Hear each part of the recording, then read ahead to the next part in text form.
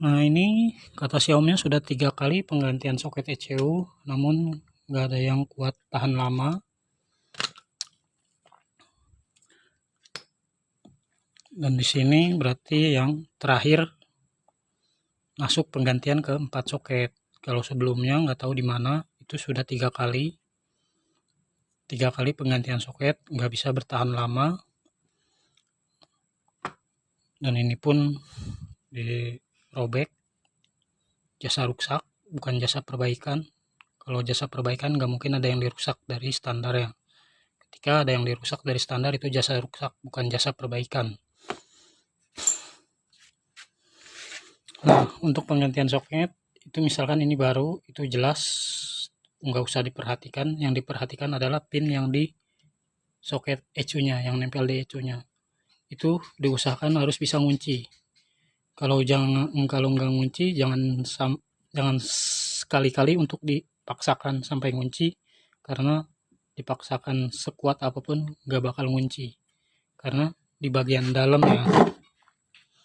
Nah, di bagian dalamnya itu ada lelehan yang mengakibatkan, nah, jalur-jalur soket ini, rel-relnya ini terhalang sama lelehan yang di dalam. Jadi dia nggak akan bisa ngunci. Dikarenakan kalau nggak bisa ngunci, otomatis sekun yang cewek sama cowok itu nggak bisa menyatu erat, yang mengakibatkan lebih panas. Karena terlalu kendor, kurang erat, dia bisa mengakibatkan panas. Yang namanya sambungan, usahakan jangan terlalu kendor. Lama-kelamaan dia mengakibatkan panas. Bisa-bisa sekunnya yang bolong, malah kebakar. Sekunnya yang korosi. Nah, ini ada dua rel soket, yang paling bawah sama tengah. Itu bentuk jalur rel soketnya tidak karuan karena terhalang oleh lelehan. Makanya ketika dimasukin soket baru gak bakal bisa ngunci karena terhalang. Bentuk relnya sudah bukan seperti soket, terhalang. Jadi rel ini terhalang. Itu mesti dibentuk lagi relnya yang di bagian ECU-nya. Itu baru bisa ngunci dan tahan lama.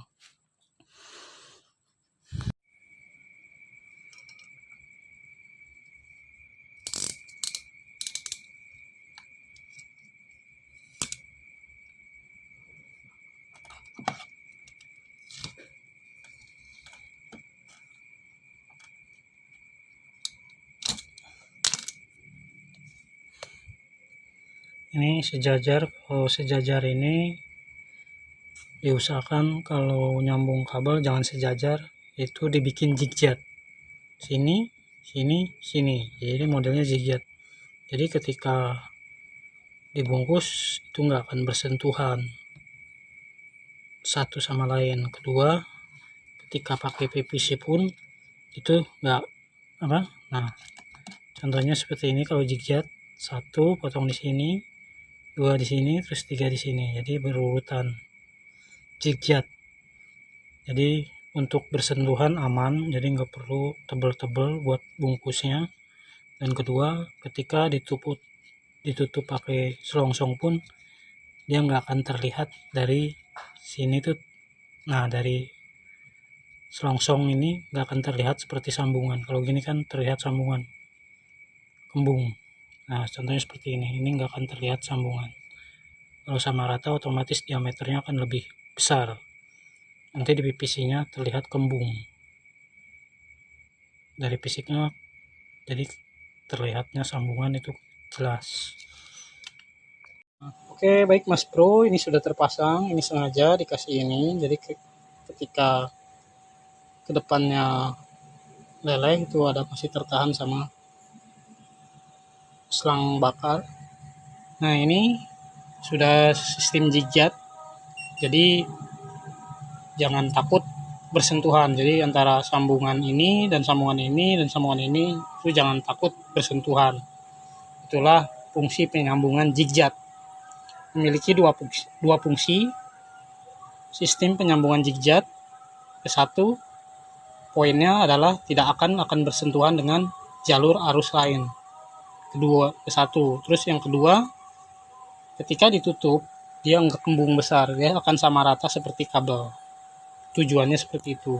Jadi ketika dibungkus ditutup tidak terlihat kembung, tidak terlihat fisik seperti sambungan. Tujuannya seperti itu poinnya.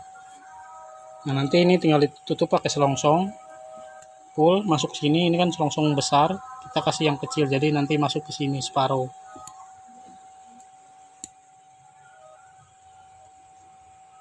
Nah oke, baik, ini sudah rapi lagi dari soket, dari selongsong. Ini full selongsong tanpa solasi. Ini full masuk rapi lagi, enak, jos. Nah ini sebelum dimasukkan jangan lupa di lubang ini, terus di pinggiran ini kasih stempet. Jadi ketika untuk kedepannya meleleh itu masih tertahan sama stempet, jadi nggak akan nempel di bagian soket dalam. Jadi masih ada tertahan grease gemuk.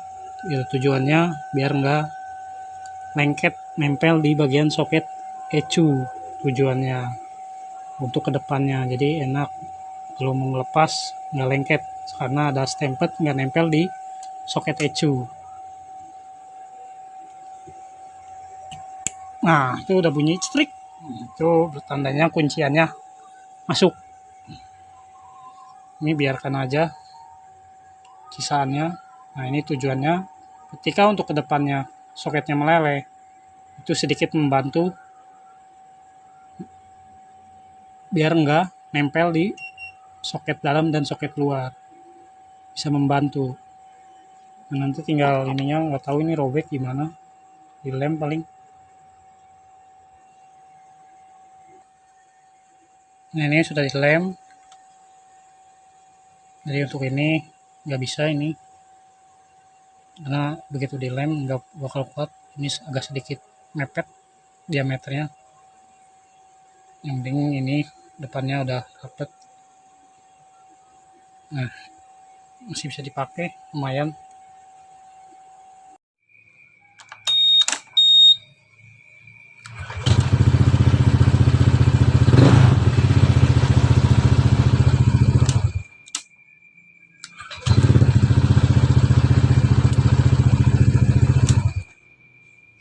Nah ini di starternya langsung tanpa switch karena menggunakan Masterem RCB.